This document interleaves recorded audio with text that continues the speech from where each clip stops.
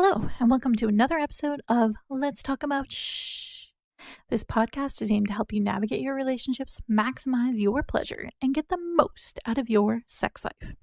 Each week, we cover different topics related to the full spectrum of sexuality, romance, dating, and love. If this is your first time tuning in, my name is Tila.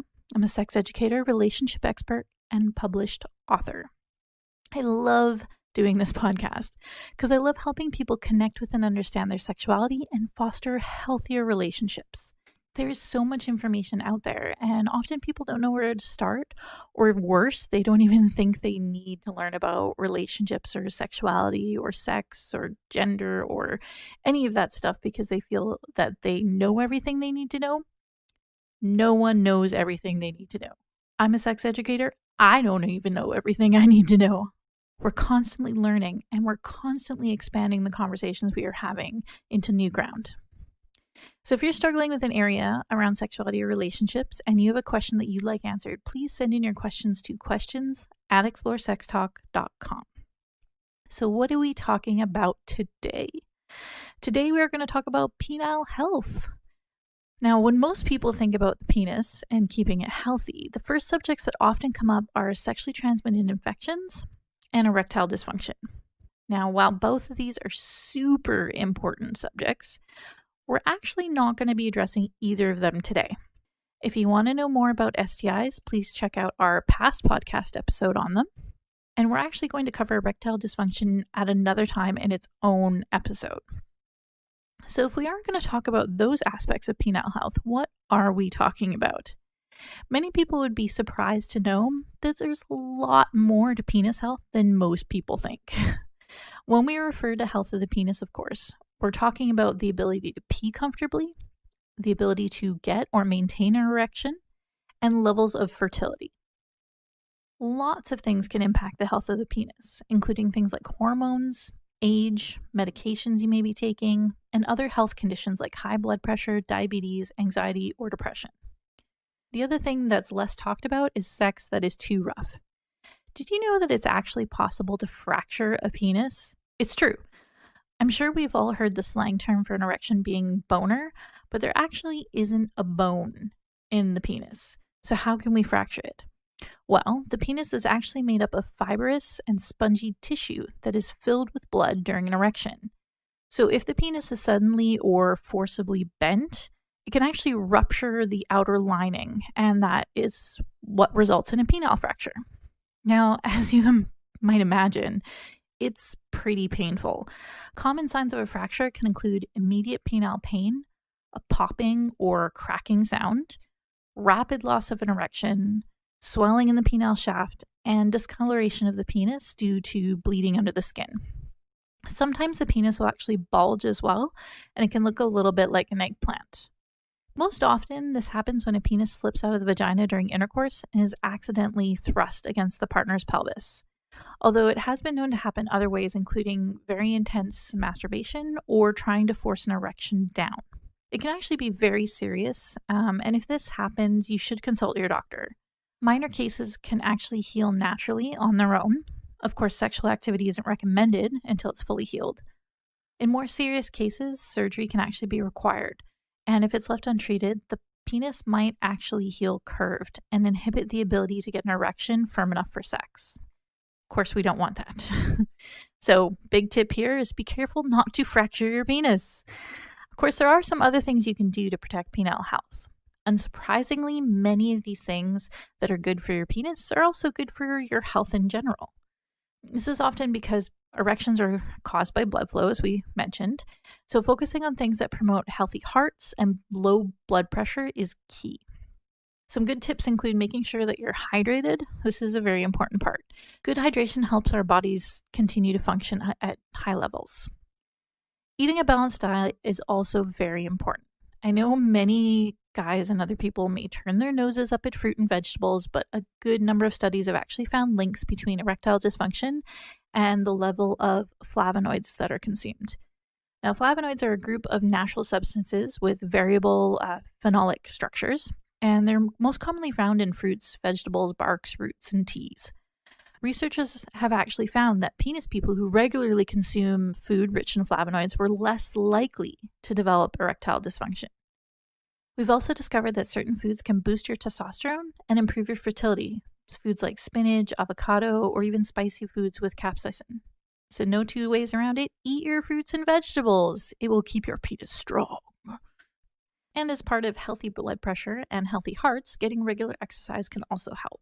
Even being active in simple ways, like a brisk walk a couple of times a week, can do wonders to improve blood flow. And that can have an impact on the firmness of your erections. There are some actual exercises as well, specifically for penises. Vulvas can do them as well, but pelvic exercises can make a huge difference. Most people think of Kegel exercises as only for vulvas, but people with penises who practice Kegel exercises have seen an improved ability to maintain erections, as well as preventing dribbling after going pee. Even people experiencing erectile dysfunction benefit from them. Those who didn't regain normal function still did see an improvement in overall erectile function. So how does one do a Kegel exercise? Simple. All you need to do is squeeze the muscles you use to urinate. Squeeze them for about 5 seconds and then relax. And repeat this for about 10 reps. As you feel comfortable with the activity, you can slowly build your way up to 20 reps. And ideally, this should be repeated 2 or maybe 3 times a day. You can also increase your sexual and erectile performance by managing your stress. Stress and anxiety play huge roles in our health. When we're under consistent pressure, cortisol, the stress hormone, is released into our system.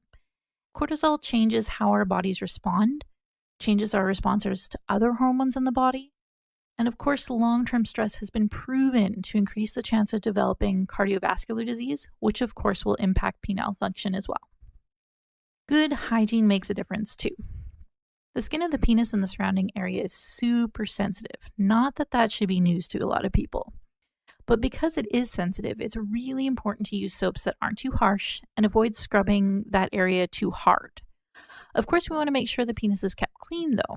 If the pubic area isn't kept clean, it can lead to unpleasant odors and the possibility of bacteria, oil, and dead skin cells that can actually cause irritation or infections.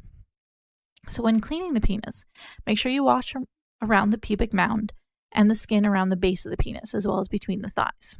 This is an area where a lot of sweat collects. As you wash up the shaft of the penis into the head, if you have foreskin, gently pull it back and wash it. This is another crucial area where it's prime for building up oil and dead skin, so do not neglect washing it.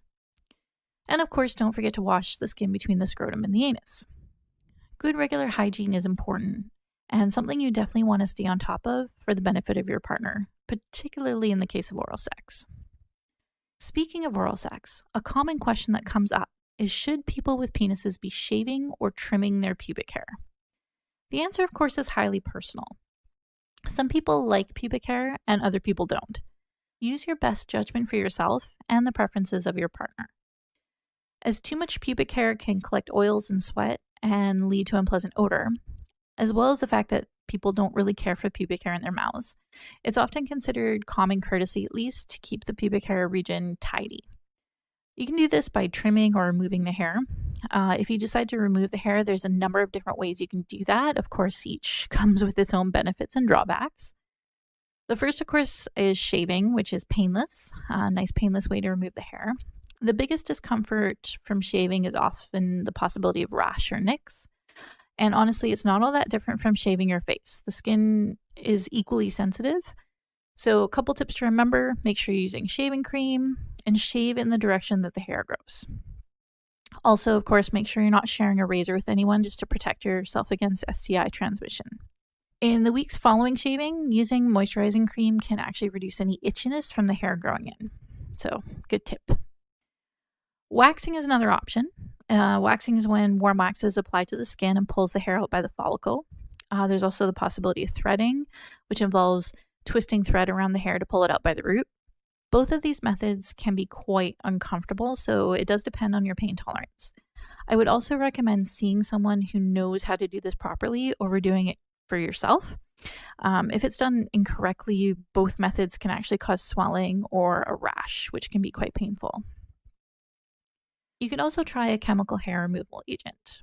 Now, this is cream that breaks down the proteins in hair so that they can be washed away.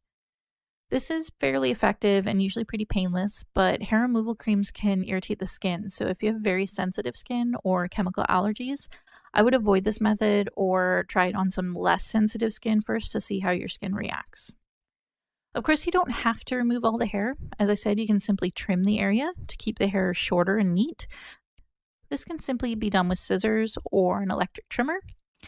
Some people also have fun putting patterns into the hair as a fun little surprise for their lovers. So just a thought. So those are pretty much the tips I have for penis health. Before we wrap up, though, I do want to cover some really common penis questions. So the first one is, does it matter if you're a grower or a shower? And the answer is no, not really.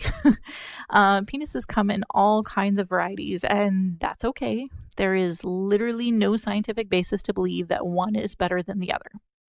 Most of the time, if someone says that one is better, it's usually due to personal preference or experience that they may have had. But it's definitely not definitive. Second question is it normal for the penis to have a bend or a curve?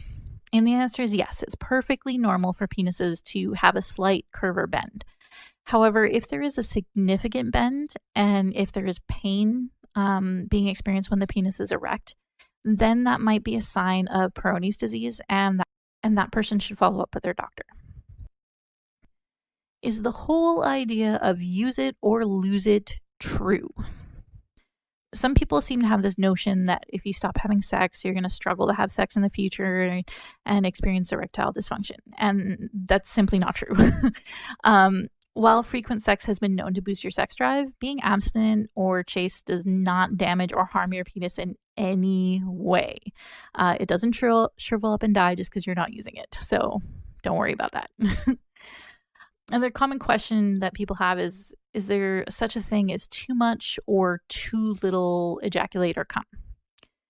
It's perfectly natural for the amount of cum to fluctuate. It can change from things like how frequently you're orgasming or coming, sometimes how tired you are, how stressed out you are, all those things that can impact your sex drive.